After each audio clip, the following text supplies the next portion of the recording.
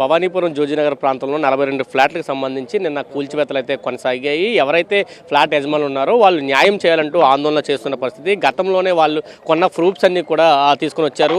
శ్రీ లక్ష్మీరామ కోఆపరేటివ్కి సంబంధించి హైకోర్టు తీర్పు ఇచ్చిన నేపథ్యంలో వాళ్ళు సుప్రీంకోర్టును కూడా ఆశ్రయించారు. అయితే నిన్న హీరింగ్ జరిగింది.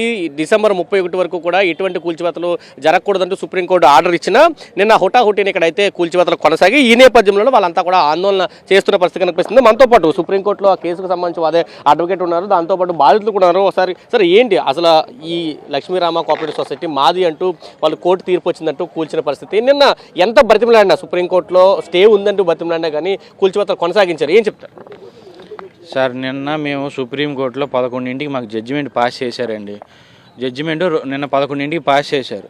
పాస్ చేసిన జడ్జిమెంట్ కాపీ బయటికి రావడానికి సాయంత్రం అవుతుంది సార్. జడ్జిమెంట్ మనకి జడ్జి దిగి ఎమ్మటిని సంతకం పెట్టాడు కదండి. జడ్జిమెంట్ కాపీ కావాలంటే ఎమ్మటిని ఎట్ట వచ్చిందండి? లైవ్లో ఆయన చెప్పిన జడ్జిమెంటు మనకు కనపడతా ఉంది.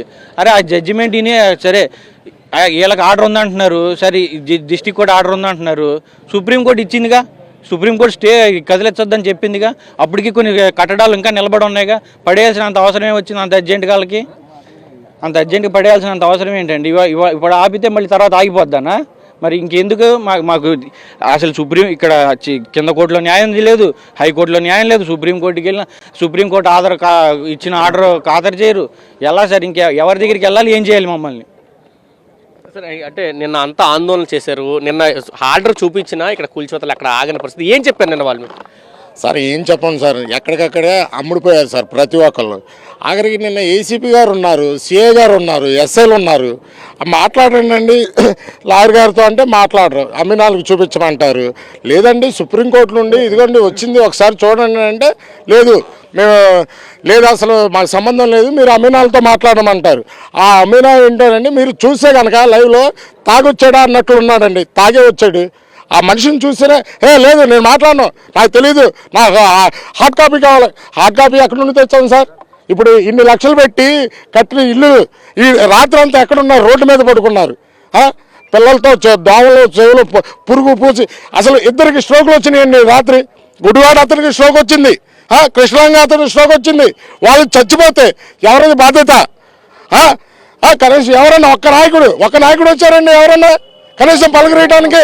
ఎలక్షన్ టైంకి గడప వస్తారు పలకరీయడానికి. కనీసం మేము ఎంత బాధల్లో ఉన్నాం. అసలు ఆ ఇద్దరు చనిపోతే మా పరిస్థితి ఏంటండి? అది మీరు కష్టపడి మేమన్నా కబ్జాలు చేసామా? ఏమన్నా దోచుకున్నామా? మా కష్టపడి మేము కొనుక్కున్నాయో తప్ప మేమేమి లాక్కున్నాయో కబ్జాలు చేసినవో కాదండి. అసలు మేమేం చేయాలండి? ఇప్పుడు మాకు ఒక్కటే శరణ్యం. మేము ఎక్కడే చచ్చిపోవా, వెళ్ళి కృష్ణలో దూకమంటారా?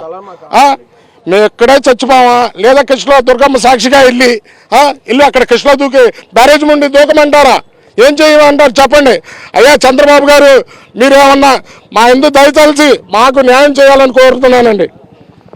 ఏం చెప్తారండి? నిన్న కూడా మీరున్నారు కదా, నిన్న మీరున్నారు, ఆత్మహత్యాయత్న ప్రయత్నం కూడా మీరు చేశారు. పోలీసులు మేము వారించిన పరిస్థితి కూడా కనిపించింది.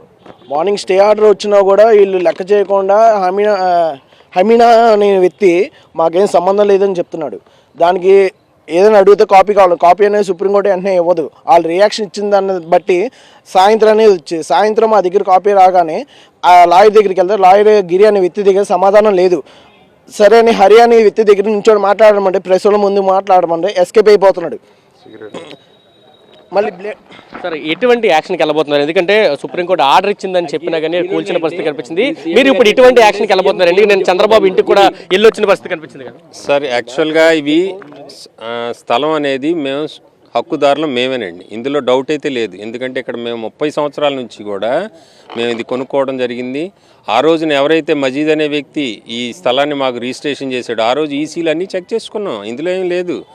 మీరు వాళ్ళు ఏదో అగ్రిమెంట్ పెట్టుకొని అసలు ఇప్పుడు ప్రస్తుతం ఈ స్థలంలోకి నిన్న వచ్చిన వాళ్ళు కానీ వీళ్ళకి అసలు సంబంధమే లేదు. ఈ స్థలానికి వాళ్ళకి సంబంధం లేదు. ఏదైతే మాకు సొసైటీ ఆ రోజు రిజిస్టర్ అయిందో ఆ యొక్క వ్యక్తి చనిపోయిన తర్వాత వీళ్ళు 2017లో మాకు నోటీసులు ఇచ్చారు. ఎందుకంటే విషయం అంతా తెలిసింది ఆయనకి. ఇంక వీళ్ళని ఎవరు అడ్డుపడలేరు. వీళ్ళు మనం యథేచ్ఛగా వెళ్ళి దున్నేసుకోవచ్చు. వీళ్ళకి ఇదే ఉద్యోగం, ఎక్కడ కనబడితే అక్కడ ఆక్రమించుకోవడాలు ఈ ఉద్యోగులు ఉన్నారు. ఇది బాగా కనబడుతుంది సిటీ మధ్యలో, మంచిగా కోట్ల రూపాయలు విలువైంది. సో దీనికి పన్నాగం బన్ని అప్పటి నుంచి కోర్టుల్లో వీళ్ళకి అనుకూలంగా చేయించుకోవడం, ఎదుటి వాళ్ళని మేము ఇక్కడ ఉన్నదంతా చిన్న చెతుకోవాళ్ళం. ఎందుకంటే పనులు చేసుకునేవాళ్ళు ఖర్చులు పెట్టాలన్న వెనక ముందు ఇబ్బంది పడుతూ ఉంటే దీన్ని వాళ్ళు అవకాశంగా తీసుకొని పెట్టుబడిదారుల్ని వెనకాల పెట్టుబడిదారులు పెట్టుకొని కోట్ల రూపాయలు ఖర్చు పెడుతూ వెదజల్లుతూ అందరికీ ఆఖరికి డిపార్ట్మెంట్లో ఉన్న వాళ్ళు కూడా కనీసం మీరు ఏదైనా కోర్టులో మీరు చూసుకోండి అనకుండా మాకేం సంబంధం లేదు, మీరు అమీనాల నుంచి మాట్లాడండి. అమీనాలు అంటే ఆల్రెడీ మాకు డిసెంబర్ 31 దాకా సుప్రీంకోర్టు తీర్పు ఇచ్చింది, నవంబర్ 4నే ఇచ్చింది. మీకు ఆ మాత్రం చదువుకున్నారు, మరి చదువుకున్న వాళ్ళు లేరా అని అడుగుతున్నారు. చదువుకున్న వాళ్ళు మరి చట్ట ప్రతినిధులే అండి, అందులో వాళ్ళకి తెలియదు ఆ మాత్రం. డిసెంబర్ 31 వరకు ఉన్నప్పుడు నిన్న వచ్చి కోల్చాల్సిన అవసరం ఏముందండి? ఇది చెప్తున్నారు. డిసెంబర్ 31 వరకు స్టే ఉన్నప్పటికీ ఎందుకు కూల్చారంటూ వాళ్ళు ప్రశ్నిస్తున్నారు. దీనికి సంబంధించి తాము 30 ఏళ్ల క్రితం కొనుగోలు చేసిన తర్వాత ఎవరైతే అమ్మిన వ్యక్తి చనిపోయారో ఆ తర్వాత దీన్ని కబ్జా చేయడం కోసం వీళ్ళు కోర్టులో కేసేసారో, తమ అనుకూలంగా తీర్పు వచ్చిన తర్వాత వెంటనే కూల్చివేతలు కొనసాగించారు. దీని మీద న్యాయ పోరాటం అయితే చేస్తాము, దాంతోపాటు ప్రత్యక్ష పోరాటానికి కూడా దిగుతామంటూ ఇక్కడ బాధితులు అయితే చెప్తున్న పరిస్థితి అయితే కనిపిస్తుందని చెప్పారు. ఇప్పుడు వాళ్ళు ఎందుకు బోర్డు పెట్టలేదు? ఇక్కడ కోర్టులో పరిధిలో ఉన్నప్పుడు బోర్డు పెట్టాలి కదా సార్, బోర్డు పెట్టాలి. మరి రిజిస్టర్ ఆఫీసులు దేనికి రిజిస్ట్రేషన్ చేశారు? రిజిస్ట్రేషన్ దేనికి చేశారు? మరి పన్నులు దేనికి కట్టించుకున్నారు? పర్మిషన్లు దేనికి ఇచ్చారు? వాటర్ పనులు దేనికి కట్టించుకున్నారు? కరెంటు పనులు దేనికి కట్టించుకున్నారు? మరి అలాంటప్పుడు మరి ఆ రోజు చెప్పాలిగా మాకు, ఇది కోట్ల పరిధిలో ఉంది మీరు కొనొద్దు అని చెప్పాలి కదా. అంటే ఇదేంటి మరి పేకేగా ఇది సొసైటీ? ఇంతమంది అన్యాయం చేయడం ఏంటి? డబ్బులు పెట్టి కొనుక్కున్నాం మేము, 2014 కొన్నాం, 2017 ఇచ్చింది మనకు 17 నోటీస్ ఇచ్చారు. మరి అప్పుడు దాకా ఏం చేస్తారు? 14 ముందు పెట్టచ్చు. పోనీ ఎందుకు పెట్టలేదు బోర్డు? ఎందుకు రిజిస్ట్రేషన్ చేశారు? అంటే అందరూ కుమ్మక్కయ్యారా? ఎంతమంది చిన్న వాళ్ళని అన్యాయం చేయాలా? ఇది ధర్మం కాదండి. ఎమ్మటిది సీఎం గారు, పవన్ కళ్యాణ్ గారు, లోకేష్ బాబు గారు చర్య తీసుకొని ఎంక్వైరీ చేయించి సిబిఐ ఎంక్వైరీ చేయాలి దీంట్లో. మళ్ళీ చేసి అందరికి న్యాయం చేస్తారని మాకు నమ్మకం ఉంది. సీఎం గారి మీద 100% నమ్మకం ఉంది. దేనికంటే ఆయన ఓట్లేసి గెలిపించుకున్నాం, మేము కావాలని గెలిపించుకున్నాం సీఎం గారిని. కాబట్టి ఎంక్వైరీ చేసి సిబిఐ ఎంక్వైరీ చేసి, కాబట్టి ఇంకోటి మేము పర్మిషన్ కోర్టులో, హైకోర్టులో, సుప్రీంకోర్టు పర్మిషన్ చూపిస్తే ఆ గిరి ఉన్నాడు ఆయన, ఏదో శాస్త్రి గారు లాయరు, ఏమంటే ఎవరు చచ్చిపోతారు ఆట ఎక్కడ చచ్చిపోయి ఎంతమంది అంత చచ్చిపోయాడు. ఆయన అమ్మేనేమో నా పారిపోతుంది, నా సంబంధం లేదు, పోతే పండే అన్నాడు. ఇలా చేస్తే ఏమి లేకుండా అప్పుడు గోడ కట్టం ఏంటండి? గోడ కట్టారు. ఇది ఎంతవరకు ధర్మం? మీదైనప్పుడు మీరు కోర్టులో అప్పుడు ఆ రోజు ఇక్కడ బోర్డు పెట్టానుకో, ఎవరు మేము కొనుక్కోం, ఇంత అన్యాయం ఏమో. మరి వాళ్ళు బ్యాంకు లోన్లు ఇచ్చింది, బ్యాంకు లోన్ అన్ని పరిశీలించాక బ్యాంకు లోన్ ఇచ్చేది ఇవ్వదు కదా. మరి బ్యాంకు లోన్ ఇచ్చింది కదా, అన్ని చూసుకొని బ్యాంకులో, మరి ఇవాళ నాదంటారేంటి? మరి ఎలా ఇది? బ్యాంకు లోన్లు అన్ని చూసుకొని బ్యాంకు లోన్ ఇస్తుంది ఎప్పుడైనా, అన్ని సర్టిఫికేట్ A to Z. నా చేత జయంతి ట్యాక్స్లను తెప్పించారు, ఏది 50 సంవత్సరాల కింద తెప్పించారు, అది తీసుకొని బ్యాంకు లోన్ శాంక్షన్ చేశారు. మరి ఇంత అన్యాయం ఏంటండి? ఇప్పుడు కాపీ చూపించినప్పుడు మన ఏసీపీ గారు కానీ సీఏ గారు, బాబు కొంచెం ఆపండి, వాళ్ళ పేదోళ్ళు మీరు ఆపండి, వాళ్ళ న్యాయం లేదు మీరు కొట్టుకొని చెప్పాలిగా. ఏ డిపార్ట్మెంట్ సహకరించలేదు. మేము వెళ్ళి అక్కడ ఆపితే మొత్తం పోలీసులు వచ్చి బయటకు దూసేస్తున్నారు. ఇది ఎంతవరకు ధర్మం సార్? ఇప్పుడు అందరూ ఉన్నోళ్ళు లేరుగా, భేద బిక్కి పని చేసుకున్న వాళ్ళు ఉన్నారు అంతా. ఇంతమంది అన్యాయం చేస్తే ఏం రాదు కదా. మీ సొసైటీ ఒరిజినల్ ఉన్నప్పుడు సొసైటీ పేపర్లు తీయండి, మొత్తం బయట పెట్టండి. మా వాళ్ళు రెడీ ఉన్నారు ప్రూఫ్ చేసుకోవడానికి. ఇవన్నీ రిజిస్ట్రేషన్ ఫీజు కట్టి రిజిస్ట్రేషన్ చేసుకుని ఆస్తులేకి ఇంతమంది అన్యాయం తప్పు కదా. ఇది ఎవరు కాపాడాలంటే ఒక్క సీఎం గారు తప్ప ఎవరు కాపాడలేరు దీన్ని.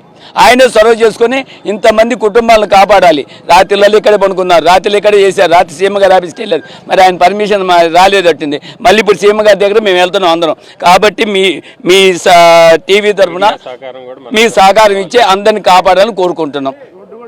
ఇంకో విషయం వీళ్ళు ఇది ఎంత కుట్రపూరితంగా అంటే, ఇది ఎంత కుట్రపూరితంగా చేశారంటే వీళ్ళు స్థలాలు సుప్రీంకోర్టు ఆర్డర్స్ అమల్లో ఉన్న డిసెంబర్ 31 వరకు ఇక్కడ ఎవరో దీన్ని టచ్ చేయద్దని ఇచ్చినా కానీ వచ్చి చేసింది కాకుండా ఆ అపార్ట్మెంట్ వాళ్ళకి మేము ఎప్పుడో 25వ సంవత్సరాల నాడే మేము ప్లాట్ ఓనర్స్ అందరం కూడా రాసి ఇచ్చాం ఈ రోడ్డు రైట్స్. దాన్ని బేస్ చేసుకుని వాళ్ళు పర్మిషన్ తెచ్చుకుని అపార్ట్మెంట్ కట్టారు ఆ రోజు బిల్డర్. అలాగే ఆ వెనకాల కూడా వాళ్ళు ఇల్లు కట్టుకున్న వాళ్ళందరూ రోడ్లు ఉన్నాయి. ఆ రోడ్లని ఇమ్మీడియట్గా అసలు అంటే ఇక్కడ జరిగిందో లేదో అక్కడ గోడలు కట్టేయడంలోనే కుట్ర అనేది బయట తేడతెల్లంగా అందరికీ తెలుస్తుంది కదా. మీరు రోడ్లు కట్టంగా గోడలు కట్టాల్సిన అవసరం ఏముంది? మీదే ఇప్పుడు మీకు కోర్టు రేపు మా 31 తర్వాత మాకు రాదు, మీకే ఇచ్చారు అనుకోండి, మీకు ఇస్తే మీరు తీసుకోవచ్చు కదా, అఫీషియల్గా వచ్చి తీసుకోవచ్చు కదండి. కోర్టు ఆర్డర్స్ ఉన్నప్పుడు అఫీషియల్గానే రండి. మీరు ఎంత అక్రమంగా చొరబడి ఆడవాళ్ళ మీద ఇష్టానుసారం చేసి నోటికొచ్చినట్టు మాట్లాడి ఒక దైవ మందిరాన్ని వాళ్ళు అలా చేయించండి ఎవరైనా. అదేమంటే ఆ వ్యక్తి లాయర్ ఎవరు అంటారంటే ఇది మేము చర్చనే కూల్చామంటాడంట. అంటే ఇది ప్రజాస్వామ్యంలో ఉన్నాం, మనం దేనిలో ఉన్నాం అంటే చర్చలు అయితే కూల్చేస్తారా? ఇది అంతా కూడా ఎలా ఉందంటే ఇది పూర్తిగా 100% కుట్రపూరితంగా చేశారు. దీనికి అందరూ సహకరించారు, వాళ్ళు వీళ్ళే కాదు. మమ్మల్ని ఇక్కడ ఇన్ని సంవత్సరాల నుంచి ఉన్నారు, కనీసం వాళ్ళు చెప్తున్నారు ఆగండి మీరు ఏదో కొట్టారు, సరే సగం కొట్టారు, ఆర్డర్ 11:00 మళ్ళీ 11:00 అదే ఆర్డర్ వచ్చింది. జడ్జి గారు ఏమన్నారు, ఆల్రెడీ మేము ఇచ్చిన ఆర్డర్ ఉన్నప్పుడు ఇంకా ఆర్డర్ ఎందుకు, ఎవరు వచ్చారు సార్, ఆల్రెడీ ఇక్కడ డిమాలిషన్ జరుగుతుంది, డిమాలిషన్ ఎవరు వచ్చారు, కంటెంప్ట్ ఆఫ్ కోర్టు కింద సార్ మీరు ఫైల్ చేయండి అన్నారు. అది ఆర్డర్లోనే ఉంది, ఆయన లైవ్ మాట్లాడింది మేము వీడియో పెట్టాం. అవన్నీ వదిలేసి మాకు హార్డ్ కాపీ కావాలి, వీళ్ళు హార్డ్ కాపీలు వీళ్ళ దగ్గర అసలు దీనికి సంబంధించి వీళ్ళ సొసైటీకి సంబంధించి హార్డ్ కాపీలు వీళ్ళ దగ్గర ఉన్నాయా? ఇన్ని మాట్లాడుతున్నారు.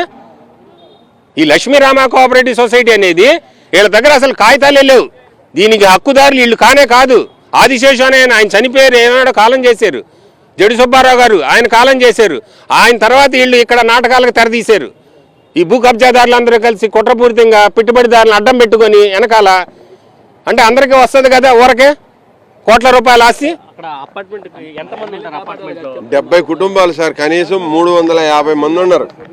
నిన్న బతిలాడాం సార్, నిన్న చేతులెత్తి మొక్కారండి, ఆడవాళ్ళు అయితే చేతులెత్తి మొక్కారు. కనీసం కనికరం కూడా లేకపోయేదండి. ఆయన మా కోర్టు ద్వారా వచ్చారు, ఆయన ఎవరు ఏం పేరండి, కోర్టు ద్వారా వచ్చిన ఆయన పేరు ఆమెను, ఆయన పేరు. మీరు ఏం చేస్తారో చేసుకోండి, మేము మాత్రం గోడ కట్టే మేము వెళ్తాం. 350 మంది ఉన్నాం సార్, మాకు ఇదే రోడ్డు. మేము బతిలాడాం, ఏమంటే మీదే మేము కాదనట్లేదు, మీ సమస్య పరిష్కారం అయినప్పుడే మేము వేరే దారిలో చూసుకుంటాము, అప్పుడు దాకా మాకు దారి ఇవ్వండి అంటే కనీసం లేదు సార్, గోడ కట్టారు సార్. బతిలాడామండి నిన్న. ఆడవాళ్ళు అయితే ఒక అతనైతే కళ్ళు తిరిగి కూడా పడిపోయాడు, హార్ట్ పేషెంట్ ఒక ఆయన ఉన్నాడు, ఆయన పడిపోయాడు. మున్సిపాలిటీ వాళ్ళు రోడ్డు కూడా శాంక్షన్ చేశారండి. ఇప్పటికి 2 సార్లు శాంక్షన్ అయిందండి, ఎటువంటి అధికారులు రాలేదు. 51 లక్షలు పెట్టి కొన్నాం అపార్ట్మెంట్, ప్రతి నెల లోన్ కట్టడానికి నానా సంకలనం ఆగుతున్నాం మేము.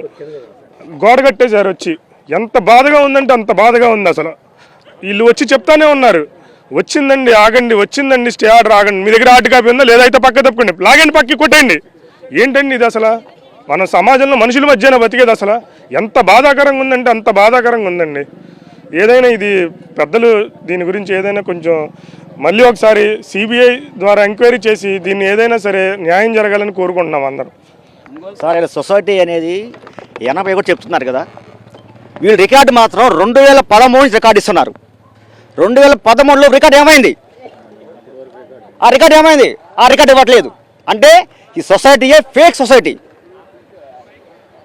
దీని గురించి గవర్నమెంట్ సిబిఐ ఎంక్వైరీ చేసి మాకు న్యాయం చేయని కోరుకుంటున్నామండి. ఇంకోటి సార్ చిన్న సమస్య, ఇప్పుడు మాకు ఎమ్మెల్యే గారు ఉన్నారు ఈ ఏరియా, అసలు ఎమ్మెల్యే గారు ఆయన తలుచుకుంటే మొగోడు కూడా రాలేడు. దేనికంటే ఆయన పరిధిలో ఉంది, ఆయన దీనికి న్యాయపరుడు. మన ఎంపీ గారు కానీ ఎమ్మెల్యే గారు కానీ ఆయనే మాకు ఈ నియోజకవర్గాన్ని ఆయన ఎందుకు రాలేదు, ఆయన ఎందుకు మమ్మల్ని పట్టించుకోలేదు? మరి ఓట్లు ఆయన మేము వేసాంగా, మరి మాకే ఆయన న్యాయం దేవత కదా. మరి ఆయన న్యాయ దేవత అన్నప్పుడు సీఎం గారి దగ్గరికి వెళ్ళి పవన్ కళ్యాణ్ దగ్గర మీకు ఒకవేళ పవర్ లేకపోయినా అది మాట్లాడాలి కదా, అక్కడ మాట్లాడి చేయాలి కదా, ధర్మం చేయాలి కదా. ఏంటి ఇలా జరుగుతుంది, మనం ఏం చేయాలి దీనికని వాళ్ళు ఆలోచించాలి కదా. మరి ఇంతమంది అన్యాయం చేయకూడదుగా. మనం ఎన్నిసార్లు వెళ్ళాము, ఆయన అసలు పట్టించుకున్నారా? పట్టించుకోవాలిగా. ఆయన వచ్చి ఇక్కడ కూర్చోవాలి, ఆయన వచ్చి కూర్చుంటే ఏ మగోడు కూడా రాదండి. ఇక్కడ వచ్చి కొట్టే మగోడు లేడు. ఎందుకంటే ఈ ఏరియాకి ఆయన మా దేవుడు.